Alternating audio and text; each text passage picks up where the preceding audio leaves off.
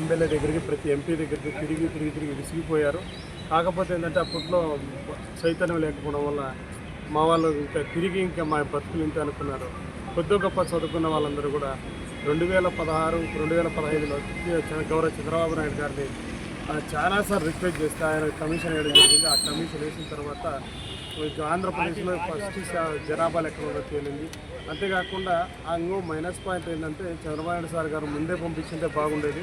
ఆయన ఎలక్షన్ చివరి time last టైంలో ఇవ్వడం వల్ల కేంద్రానికి పోయిన తర్వాత ఇక్కడ ప్రభుత్వాలు మారిపోవడం వల్ల చివరికి మళ్ళీ కేంద్ర ప్రభుత్వం రెండో కమిషన్ వేయాలని చెప్తే రెండో కమిషన్ వేశారు. రెండో కమిషన్ వేసిన తర్వాత కూడా దాంట్లో కూడా ఉన్నారని తెలిసింది, కానీ వాళ్ళు మాకు సర్టిఫికేట్లు ఇవ్వడంలో చాలా జాప్యం చేస్తున్నారు. దీని విషయంలో మేము కలెక్టర్ గారిని, తర్వాత ప్రిన్సిపల్ సెక్రటరీ గారిని, మేము దగ్గర ఒక 8 మంది ఐఏఎస్ ఆఫీసర్లను కలిసాం. అంటే కాకి సునీత మేడం గారు, జయలక్ష్మి మేడం గారు, తర్వాత జయలక్ష్మి మేడం గారు, గంధం చంద్రుడు గారు, ప్రిన్సిపల్ సెక్రటరీగా ఉన్న వాళ్ళలో, తర్వాత వచ్చేసి మనటి వరకు ఉన్న కన్నబాబు సార్, ఇప్పుడు వచ్చేసి రాములు సార్ కూడా వీళ్ళందరినీ కూడా కలవడం జరిగింది. ప్రిన్సిపల్ సెక్రటరీ గారిని కలిస్తే వాళ్ళందరూ న్యాయం చేస్తూ ఉంటున్నారు, కానీ ఇంతవరకు న్యాయం చేయలేదు సార్.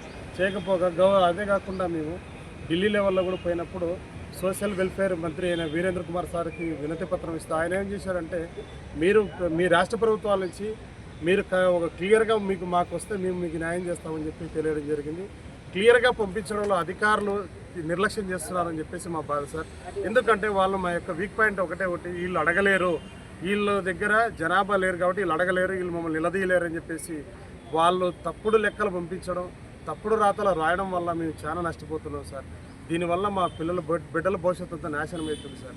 కాబట్టి గౌరవ పవన్ కళ్యాణ్ సార్ గారు ఎలక్షన్కి ముందు కూడా ఆయన ఏం చెప్పాడంటే, బేడబుడజంగా కమిటీకి కుల ధృవీకరణ ఇవ్వకపోవడం చాలా బాధాకరమని చెప్పేసి ఒక ప్రెస్ మీట్లో ఆయన మాట్లాడారు. అదే కాకుండా గౌరవ చంద్రబాబు నాయుడు గారు కూడా 3 సార్లు ఒకసారి బుక్రాయ సముద్రంలో బేడా బుడగ జంగాలకు సర్టిఫికేట్ ఇచ్చే బాధ్యత నేను తీసుకుంటా అన్నారు.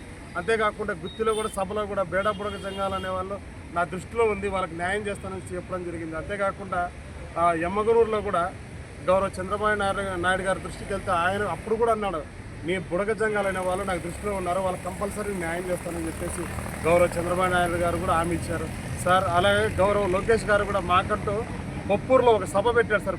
కేవలం బేడా బుడగ జంగాల కోసమే ఒక సభ పెట్టారు. సభ పెట్టిన తర్వాత ఆ బేడా బుడగ జంగాల సభలో గౌరవ నారా లోకేష్ గారు కూర్చొని మీకు న్యాయం చేస్తారని చెప్పి తెలియడం జరిగింది. కానీ ఈరోజు ఇంకా ఇప్పుడు దగ్గర ఒక సంవత్సరం కావస్తుంది, ఇప్పటి వరకు అతిస్థితి లేకుండా ఇప్పటి వరకు ఉన్నారు సార్.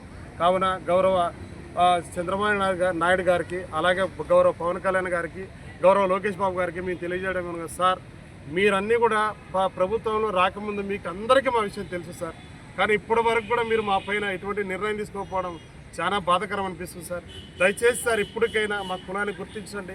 17 సంవత్సరాలు ఒక కులాన్ని గుర్తించకపోవడం అనేది భారతదేశ చరిత్రలో సార్ చాలా హీనమైన చర్య. సార్ మీరందరూ మా స్థితిగతులు అన్నీ కూడా చూసిన మీరే కూడా మాకు న్యాయం చేయకపోతే గత ప్రభుత్వాలు ఎట్లయితే అన్యాయం చేసినా మీరు కూడా అన్యాయం చేసిన వాళ్ళగా మిగిలిపోతారు సార్. కావున మీరు కూడా మాకు అన్యాయం చేశారని అనిపించుకోకుండా మాకు న్యాయం చేస్తారని ఆశిస్తున్నాం సార్. దయచేసి మాకు న్యాయం చేయాలని కోరుకుంటూ ఈరోజు ధర్మవరం ఆర్డీఓ ఆఫీసులో కూడా ఆర్డీఓ గారికి వినతి పత్రం ఇచ్చాం సార్.